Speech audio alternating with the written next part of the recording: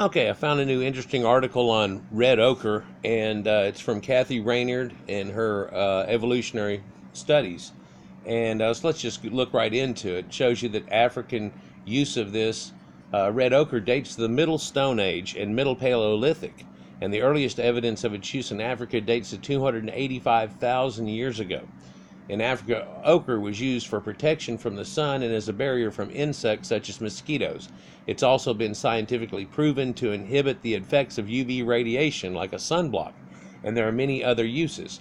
In fact, there's one famous tablet that shows you in Egypt where they had gone on strike. It's like the first recorded strike ever, where they had run out of it. They used to mix it with like a form of animal fat, rendered animal fat, and then liquefy it and rub it all over their bodies, apparently to help in some way, maybe while they were trying to build pyramids and structures out there day in and day out and so on.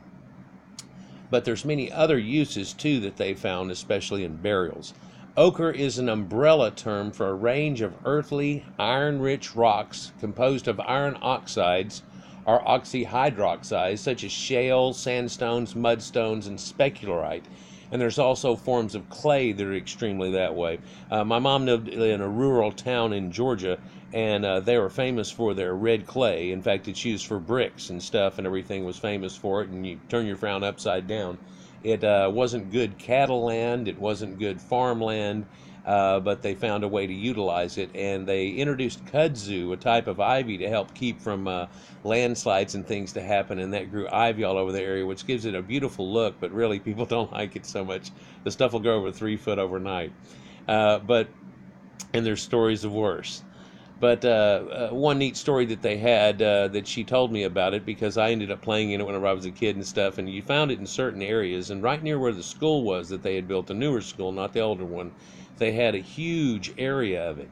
And she said that whenever they were kids, that school wasn't there, but they all came there because they knew about it. And what they did was their school color that they used was a kind of a burnt orange, kind of like I guess the Texas Longhorns, kind of a burnt orange color.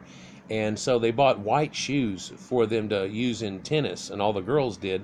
And the orange shoes were like almost twice as much to get specially made orange shoes, or just orange shoes. It wasn't a common color they would come in, and you could get them, but you had to get a different brand, and they were expensive and all this. And so they had all gotten the same type of shoe that were canvas. And they treated them with something. I forget what it was she said they did, and maybe bluing or something. I don't know. It's anyhow. And then they used the red ochre and rubbed it all over into them. It lasted all year, stayed fantastic. And she goes, and didn't come out, and it didn't come out of our shirts and stuff either. And of course, Grandma probably had a fit about that. I just bought you that new shirt, and, that new blouse. Anyhow, why all the fuss about red ochre? Well, it appears to be something that shows up in primordial man, way prehistoric. We're not talking about a few thousand years ago. We're talking about something that attached to primordial people, and a concept that they had that even went into religion and rites and things, and it might lead people to understand early man and how it connects to modern man a whole lot better. And the oddity here is that it lasts for so long. It lasts for hundreds of thousands of years. Up until just recently it lasts. There's still, well, again, in Egypt and in Greece and Minoans and stuff, and all their art, they draw the males symbolically that red ochre color, and females a pale color and stuff, and you can see this going all the way back in their art. But then cave art, always drawn in the same color. It seems to be, is it just ease of access? Well, no, it doesn't seem like that. There's too many attachment to burials and important people and all kinds of things, and there was something that was much more deep and symbolic about it all, and used in a way that gave you a primordial womb type of thing when buried in these old Canaanite burials and things they find dating back, 12, 15, 18,000 years. They find them in Cro Magnon burials. They find them in Neanderthal burials. They find them in burials going back, like they say, over 200,000 years. And they may have to redate that too, although I don't know if they find red ochre in the layer of Ibel Jerud, but in the upper layers at 70,000 they had found red ochre. I didn't look at the paper on the last one, but they found another skeleton in there, and it redates at 315,000 years. So modern Homo sapiens, as we know it, the Caucasoids, 315,000 BC. So ochre appears at the archaeological record around the same times as anatomical modern humans. Its use becomes more frequent about 100,000 years ago at many Middle Stone Age sites. At the same time, we find other significant developments in the materials in other parts of their culture, such as new tool technologies and the use of a wide range of raw materials. Consequently, ochre is often seen as an indicator of modern human behavior and cognitive development through its use as an indicator of symbolic behavior. People utilize this. I've seen a few of the dissertations. One guy's dissertation I wanted to do a vid on, but it's really so in depth. It's one of those things that just yammers away and is, uses a thesaurus quite well during it. But in that fact, it shows you that whenever they find red ochre, they find an important people. Whenever they find and it seems like it carries through and it carries through and it carries through. And it's not something that's just one group of people in any way, shape, or form, but indeed it seems to be it's in North America, it's in South America, it's everywhere. And it seems to be more close to maybe the Mediterranean and or like below the Tropic of Capricorn and into the tropic areas. And of course, that's really the only inhabited area during the height of each ice age, so that might lead into that too, because the two epochs we're looking at is that timelines they're going into the last one. Coming out of the last one, we still had this behavior going, up until just recent times. But let's continue here. At the same time, we find other significant developments in the material culture, such as new technologies it tells you about. And also, it's believed that it has symbolic behavior that's trapped behind it. And this is reinforced by the preferential use of bright red ochre and ochre powder, as well as the deliberate engravings of ochre. Therefore, archaeological studies of the use of ochre can give fresh insights into the cognitive development of our early ancestors. Past and present uses of ochre. Current and ethnographic uses of ochre have influenced interpretations of how it was used in the Middle and later Stone Age. This must be done without caution, or with caution, because ochre has many different uses, and we cannot assume that it was used in the same way in the past as it is in a more close modern day. Nevertheless, a great deal is now known about the properties of ochre, and here are some of its common uses. Ochre is used as an adhesive. Its powder is an effective aggregate in resin adhesives to mount tools into handles or shafts. This is found throughout the Paleolithic age, and not just in one certain group of people that they can try to track from here to here to here, but in a whole group of people realizing that this worked. And evidence is being used in this way to find that it's found in the Middle Stone Ages. It's also used to tan hides. Ochre is an antibacterial qualities which prevent the breakdown of collagen and helps to keep a pliable hide. It helps preserve hides and so on, but there's no direct evidence of its use as a hide tanning substance in the Middle Stone Age, as no hides are preserved from back then. Everything, of course, all rots away. But in some of these ancient burials, they can see where a hide was laid down. It rotted away, and there is red ochre, but they imply that it may have been used to tan it, but it looks like they put a whole lot of red ochre on top of it. It's not that it was swathed in red ochre. It wasn't like a small particulate was used in the tanning process. So, Middle Stone Age has no hides preserved, but traces on the ochre pieces indicate that some pieces were rubbed on soft materials. It's also more commonly known for protection from the sun, and ochre-based paste have been used as protection from the sun as well as a barrier from insects like mosquitoes, and it's been scientifically proven to inhibit the effects of ultraviolet radiation.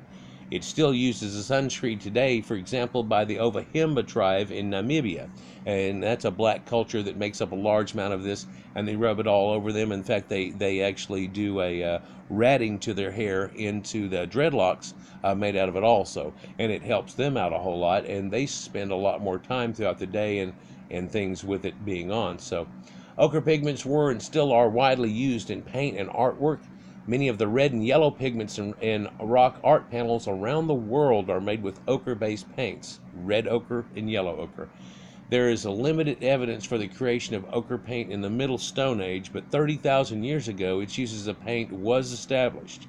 So they have evidence of its use all the way through, and then they speak of 30,000 there, but that's not a truth fact when we know we have dating way back before that in For Magnon sites and in cave art and stuff leading all the way through and in France and everything, and they're utilizing the same red ochre situation and actually using soot and shadowing and doing things like that with it. And so connecting dots. Links between the visible uses of ochre and cognition have not been clearly defined. To reconstruct the technology and processes involved in using ochre, it's important to understand the physical and chemical qualities of this material, whether as pieces or in powdered form. It is then possible to conclude whether the ochre was used in the same way in ancient past as it was in the recent. The main ways that ochre was used in the Middle Age was by grinding pieces on a coarse sandstone slab to create a powder, scoring or engraving pieces with sharp tools, or rubbing ochre on soft surfaces such as animal hides or human skins. Grinding to create a powder is the most common use trace on Middle Stone Age ochre pieces. Red ochre appears to be preferentially ground at many Middle Stone Age sites, implying that bright red ochre powder was desired. Additionally, ochre powder has been found on various archaeological artifacts in this period, such as stone tools, grindstones, perforated shell beads, and bone tools. Indeed, statuettes and things have been swathed in it, and even though there's little cracks in them, the cracks are still evident today that they're full of it. This thing was pretty much, had been swathed with it and rubbed down, giving an antique effect of the red ochre. The construction of thought and action cognitive sequences for activities involving the use of ochre has helped to reconstruct which actions require enhanced cognitive functions. In other words, they've come up with the ideals on what these people could have been doing, and people that are psychologists and things are realizing that the cognitive function ability for people to carry on these type of things is probably much more advanced than what we were trying to say that they were kind of ugh here not long ago. And we see this echoed over and over again. But to model these sequences, each activity performed with ochre must be considered, from collection to possible modification by heat to use with other tools to discard. By reconstructing the series of actions, we can look at the cognitive requirements needed to perform them, such as problem-solving abilities, the need to switch attention between two concurrent activities at a time, long-range planning, response inhibition, things like that. The requirement for cognitive complex abilities in some of the ochre-related activities in the Middle Stone Age suggests that the people living then had the advanced mental capabilities of people today. Ochre use could be a proxy for cognitive capabilities and can therefore shed light on the evolution of the modern mind. And it's an article that's based on a submission by the author here at Cambridge, and it was submitted in the Archaeological Journal. Now, let me show you just, I guess, to finish out here, some things and artifacts that are found from red ochre burials. And you find these pits in these rounded areas like this. And this is Cattle Hoyuk. And this one dates, I believe this is the 700-800 one, but there's a bunch of them in Cattle Hoyuk. And it's swathed in red ochre. You can see a larger amount of it here at this edge. And they're saying that it became inundated in water and then got through. The solid body here, the head separate. And this is whenever I was telling you in the other vids about how they would put the bodies out and let them be consumed by birds and take the body, the meat away from them. Then take the head off separately, do other rituals with that, and then put it back into the burial afterwards. And you can see it's laid in almost on a separate level and such. But other examples of this are here, here. And you can really see how it's just orange stained the soil in some of these areas too, but in the variations of too, and how this is twisted around here. Some of these done better than others. You can see here how this is really an inset tomb. Other ones actually start to show up that they leave them a place that would be a bed, that would be a counter, that would be a chair, and then bury them over next to it like they're buried in their own little room under the ground. They said this was inhabited some 8,200 years ago. Posturized bodies always seem to be laying on their left side. This has been reversed apparently. on their left side and facing to the east, which is another bizarre pattern. It's like way over 90% of the time you find that. And so you find places like Blombos Cave. Let's look at this before I show you Blombos, though. You can see the red ochre here and how it's just swabbed that entire area around the body. And that they literally must have covered the body in some red ochre for it to have, there's water drainage and things that happens over time and kind of bleeds it away. And for it to have ended up like this, quite a bit must have been used and consumed in that. And they find them all over the place. It's not something that's just North America, South America, which they're both found in. And here's something like I was talking about. This is sky burials, where they take the person's body parts away and they fly up into heaven. And I don't know if you can see the body here and the birds that are doing this. And these, of course, are your vultures and your so on. So old concepts of that and how they take your body up to heaven. I'll do a whole video on that here sometime soon. But kind of neat. Oh yeah, I was going to show you, where's the timeline set? There it is. See if I can get this in here where you can see it pretty good. This is like the layering of the ground right here. And this is the current hiatus or current influx that's happening now. And they can find that even just this layer before was 68,000 years ago.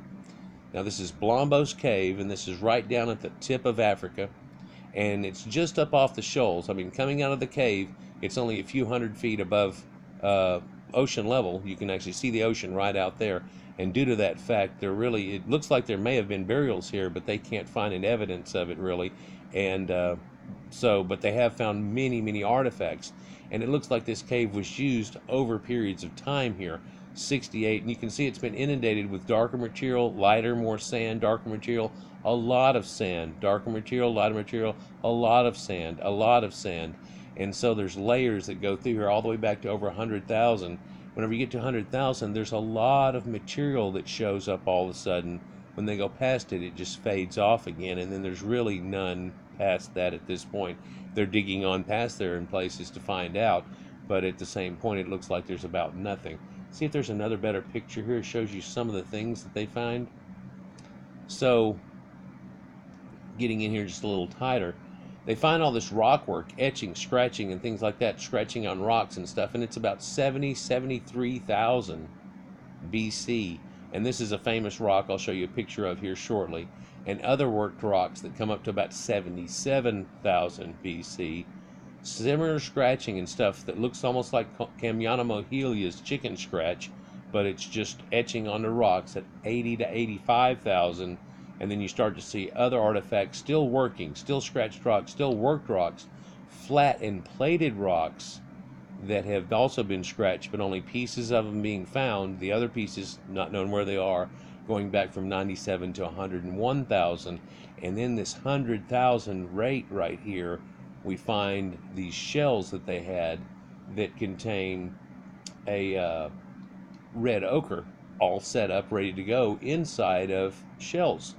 So let's get in here. Oh, this is just a bad picture, but okay.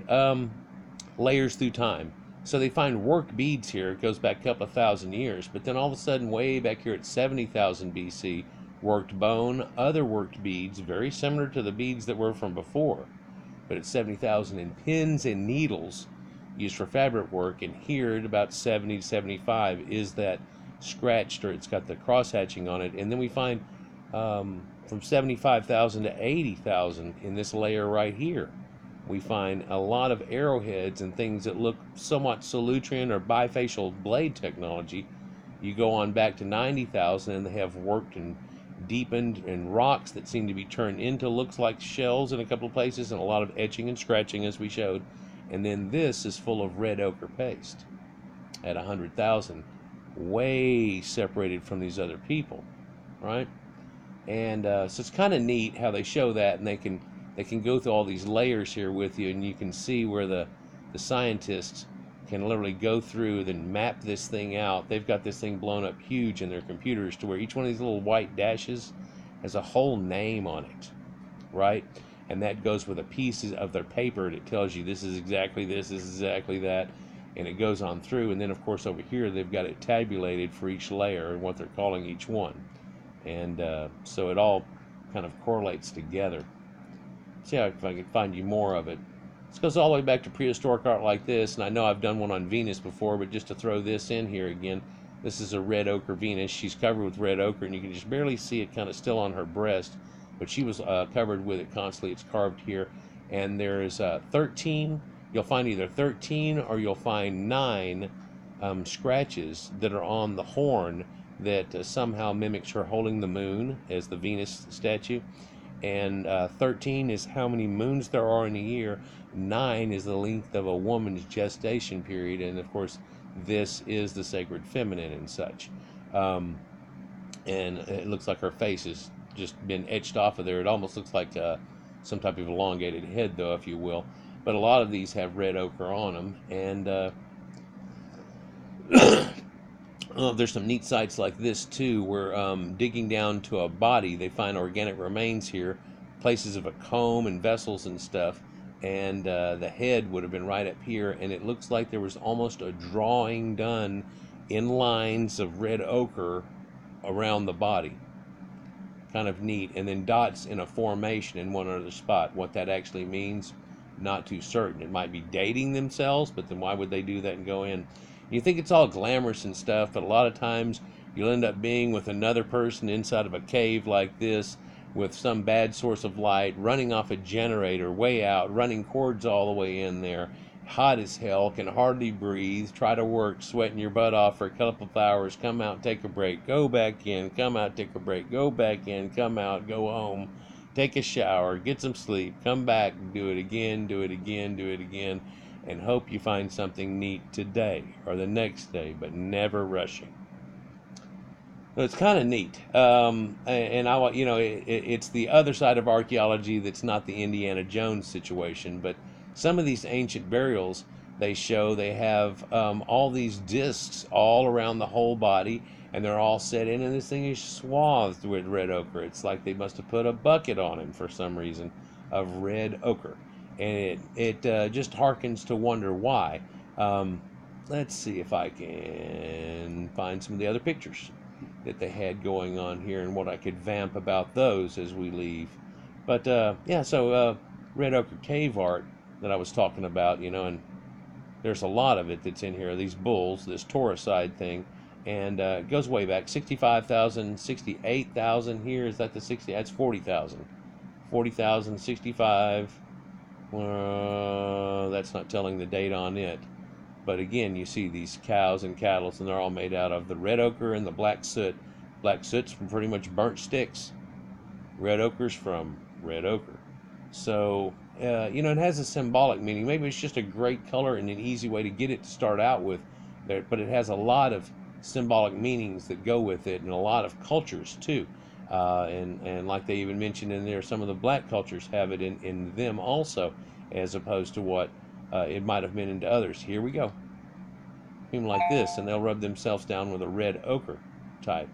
And you can see that where it's kind of a mud clay that's been done into their hair and pulled down. So, kind of neat. Whenever you see these handprints on the wall, there's a white, there's a black, there's a red. All the red you see is all red ochre.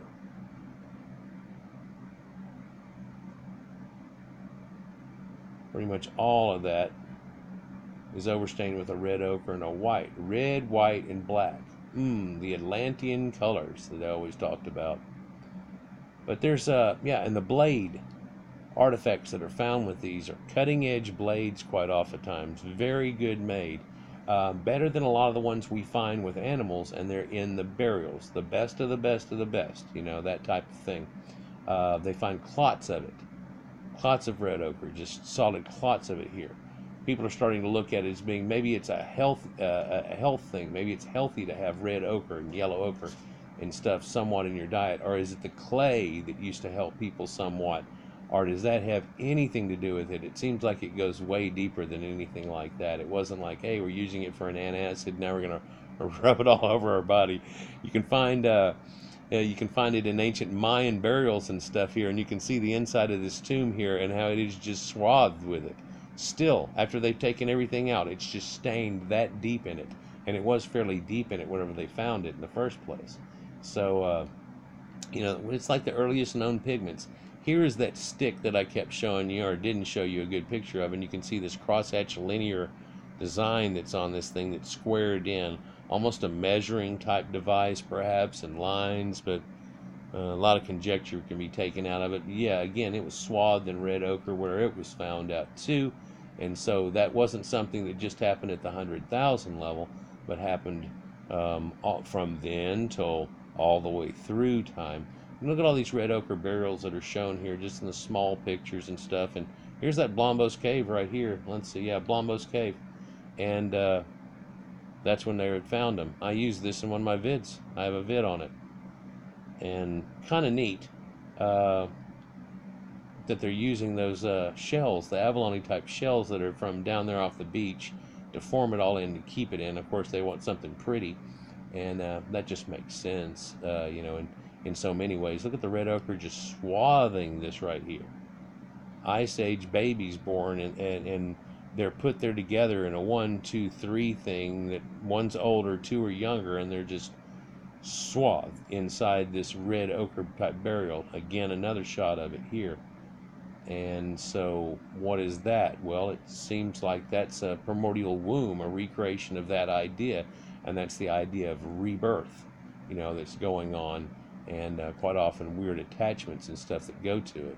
And this is a tomb of Dolné Vlčence in Czech Republic, and it shows you the red ochre burial and how they had put the woman in with the man with another person here beside him, and she's holding, and apparently there's this huge sack of red ochre that's right there, and just oddities. Another one here too at 27 to 23,000 years ago. It's a triple tomb ritual site in the Czech Republic, and the head here is swathed with red ochre, and you can see it stained its body, but there's more around each one of them. And quite often there's shamans and things that have that. I believe there's one that shows a shaman. This is real neat. This is one that was wrapped in animal hides and then has antelope ram's horns over it as a protected cage, and it rotted away. And of course, that's just one of the ones they talk about having the red ochre, maybe on the hides and so on. You can see this one right here, just totally swathed in it, right? And so it shows up in a lot of these Neolithic sites, and is something that really carries through it all. Wow, here's one from my video that's actually, you can see it on YouTube. But yeah, South American burial of a noble with jade ornaments pottery, and then the whole thing's covered in red ochre stain, and you can see it all around it. And that's a tag off my YouTube video right there that's on it. So yeah, pretty neat. Fulani tribes even, they'll have some of them to do yellow ochre, some of them do red ochre, and then the men do this exotic dance and show off for the ladies, chittering and things, and it's neat to watch. I mean, it's a cool cultural display for sure. And look at this burial here. It's all turtle shells, and instead of the shells we were talking about, they all use turtle shells and so on. There's an extra human foot in here for Lord knows why. There's a eagle's wing that's in here with it too, right? And an extra fabric wrapped around the body in this thing, and it's all swathed in red ochre. It just doesn't make sense. Like here you see there's a bear's forearm in there, a wild boar, I'm sorry, and wild cow tail. Yeah, right here is a wild cow tail, and a bunch of the tortoise shells and stuff, and bird skulls. There was a bunch of bird skulls that were all here, like martin birds, right? And fragments of a basalt bowl that were right here. Like someone had probably broken it beforehand. Some people think this, other people's not. But red ochre. Red ochre burial. Just swathed in it. Just soaked in it. And that's the one we saw for you with the children. And I ought to do one on separate on that video, because it really does show something neat about it. But yeah, red ochre Venus, the red dame, and just swathed, basically dipped in it. Sure, it wore off over times, but no. And it's not the only one too. So there's quite a few.